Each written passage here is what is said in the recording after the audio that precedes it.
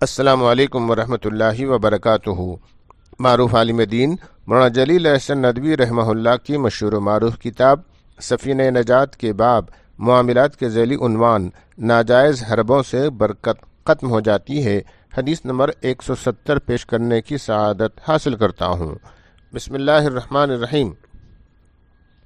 رسول اللہ صلی اللہ علیہ وسلم نے فرمایا، 3 قسم کے لوگوں سے اللہ قیامت کے دن نہ تو بات کرے گا، نہ ان کی طرف دیکھے گا، نہ ان کو پاک صاف کر کے جنت میں داخل کرے گا، بلکہ ان کو دردناک عذاب دے گا۔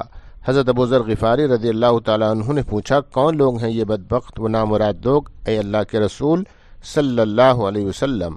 آپ صلی اللہ علیہ وسلم نے فرمایا، ازراہ غرور، ٹخنے سے نیچے تہبند رکھنے والا، احسان کر کے احسان جتانے والا، تیسرا جھوٹی قسم کے ذریعے اپنے دکان چمکانے والا تاجر۔ اس حدیث مبارکہ کو روایت کیا ہے ترمذی نے۔ وآخر دعوانا ان الحمد للہ رب العالمین۔